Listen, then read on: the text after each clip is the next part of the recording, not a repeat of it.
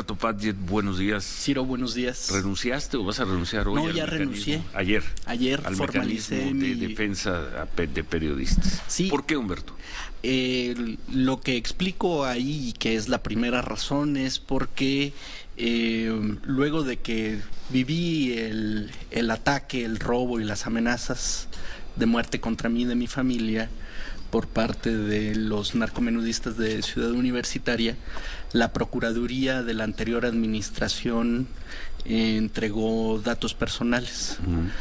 En la medida en que yo tuve que oponerme a esa situación y reclamarle a la autoridad que asumiera su responsabilidad por la filtración, cambió la administración y esta mantuvo una beligerancia aún mayor, aún peor que la anterior en el desconocimiento de los hechos, emplazándome a que lo demostrara, sometiéndome a presentar la carga de la prueba. Y aún ya demostrado el hecho por la Comisión de los Derechos Humanos de la Ciudad de México, no existe interés en verdad de la autoridad capitalina por resolver el asunto. ¿Del actual? Del actual, lo contrario. O sea, la investigación de la Comisión de los Derechos Humanos del DF encuentra que no solo se entregaron esos datos personales, sino que además se filtró mi análisis de riesgo, que es un documento elaborado por el Mecanismo de Protección a Periodistas de supuesto rigor confidencial en su archivo, y que contiene no solo los datos personales, sino mis rutinas, o sea, a qué hora llego aquí, cuántos escoltas tengo, en qué tipo de vehículo ando, a qué lugares me muevo para hacer mi trabajo, dónde he trabajado, datos familiares. O sea, les dieron todo a las personas que me agredieron, a quienes yo vi salir una por una. ¿Ese perfil se obtiene a través de una entrevista contigo? No, se integró, sí. Y o sea, la información de ese perfil tú la das. Y te dicen, llego a trabajar y te lo dicen, ni la Virgen María, viendo feo este expediente, lograría abrirlo. Pero sí, lo entregaron enterito, o sea, se los dieron así a estos pillos, a quienes yo vi salir uno por uno, hasta que fue el cuarto, y fue cuando tomé la decisión de que en algún momento me separaría. Pero artículo 19, que lleva mi defensa jurídica en este caso, me propuso que aguantara. Y yo entonces empecé a vivir en la paradoja de que entre más libres eran aquellos cabrones, más restricciones tenía yo. O sea, aquí lo que se castiga es el llamado de la autoridad a la denuncia, sí, y del ejercicio del periodismo con más restricciones a tu vida. Luego de eso, conozco, sin que se nos haya informado de manera oficial, pero es un hecho, que el mecanismo dejará de proveer un servicio de escoltas con militares en retiro. ¿Qué son los que tienes o los que tenías hasta ayer o todavía tienes hoy? Todavía los tengo, pero yo estoy solicitando ya que no envíen a nadie. Era gente de primera. De primera, excelentes. De verdad que ni en el periodismo, ni en el derecho, ni en la academia, ni en el activismo, yo he conocido personas, hombres tan bien hechos, ¿no? Tan leales, inteligentes, capaces, disciplinados, con un conocimiento extraordinario del país que ya quisiera cualquier periodista que describe la realidad nacional desde un café de la Condesa. O sea, ¿qué entendimiento tienen esas personas a prueba de todo, a prueba de la corrupción? Los vas a perder. Los voy a perder. ¿Qué? Por lo que nos está diciendo, de todas formas los ibas a perder. Sí. Porque los van a sacar a esos exmilitares. Lo que pasa es de que el mecanismo está muriendo de inanición. Ahorita necesita de manera urgente 150 millones de pesos para cerrar septiembre. Necesitaría 4,000 millones de pesos para el próximo año. El aprobado es de 26 millones de pesos y no deja de crecer la cantidad de personas que se incorporan, y en este caso ese es otro de los peculiares récords en materia de libertad de expresión de esta administración. No se ha cesado ningún servicio por causa de determinación de riesgo. Es decir, como yo ya no tengo bronca, pues yo ya no lo necesito.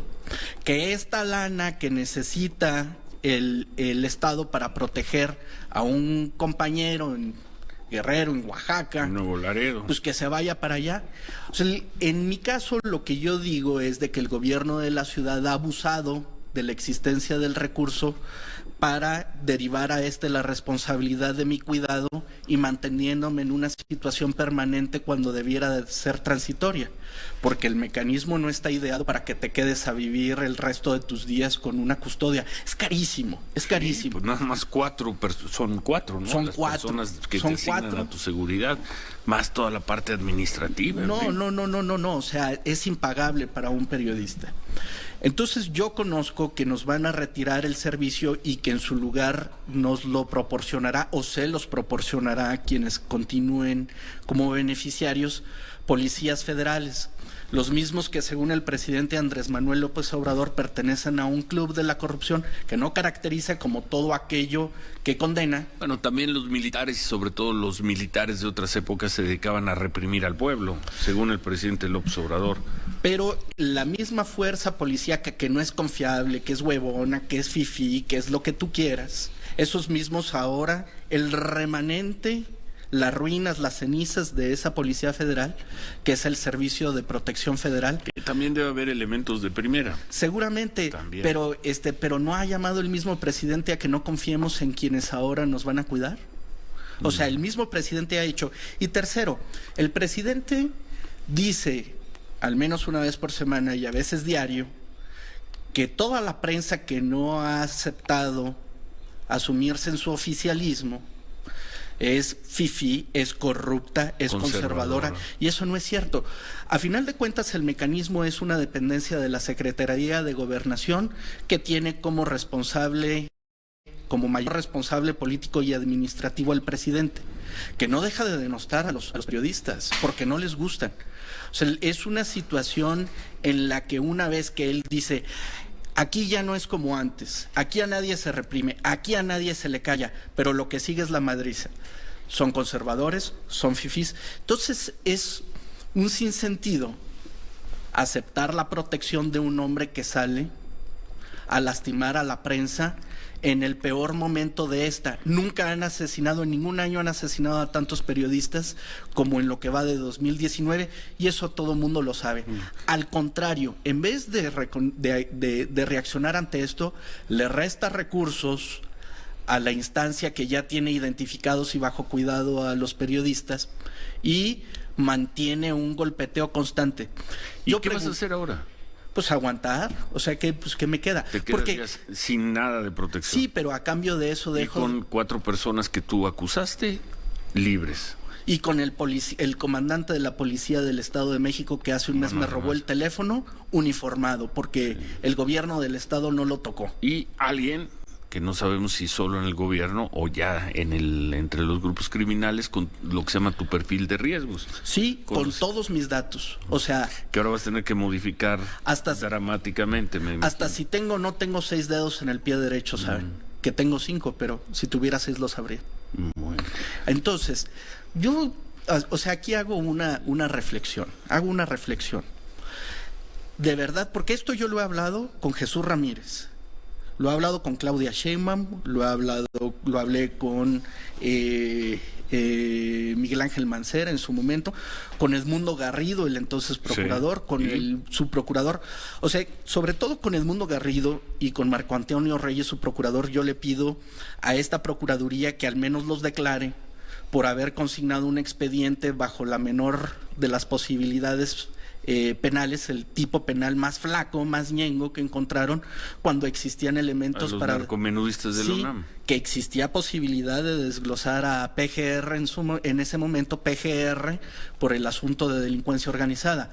Había 30 individuos trabajando de manera permanente en el interior de Ciudad Universitaria, que la UNAM tampoco dijo: ay, güey, yo mejor me quito de esta. Trabajando permanentemente vendiendo drogas. Sí, sí. No es que fuera un güey ahí en una vecindad de Iztapalapa, y no lo desglosaron, pero no lo hacen porque el fiscal que lleva el asunto de delitos cometidos por servidores públicos, lo pusieron ellos. Cuando la jefa de gobierno Claudia Sheinbaum sale y dice: no se va a tolerar la corrupción del pasado y se van a iniciar sanciones en contra, no es cierto. El aparato que castiga la función pública indebida pertenece políticamente todavía a Miguel Ángel Mancera. Entonces, Pues lo que yo quiero hacer para terminar, pues es un par de preguntas, ¿no? Un par de preguntas. Yo le quiero preguntar a Julio Scherer Ibarra si su papá, el gran Julio Scherer García... A ver, espérame, tenemos que hacer una pausa y al regresar terminamos con esto y tus ¿Sí? dos preguntas. Incluimos, Humberto, tenías dos preguntas después de esta descripción que nos has hecho de por qué ayer tomaste la decisión de salirte, de abandonar el mecanismo de defensa de periodistas. Dijiste, tengo dos preguntas. Sí, yo le quisiera preguntar a Julio Scherer Ibarra, el abogado de la presidencia, si su papá, el el fundamental Julio Scherer García, habría estado en la primera fila de las conferencias de prensa de Andrés Manuel López Obrador con un chistoso moñito preguntándole al presidente pues lo que quiere que le pregunte, ¿no?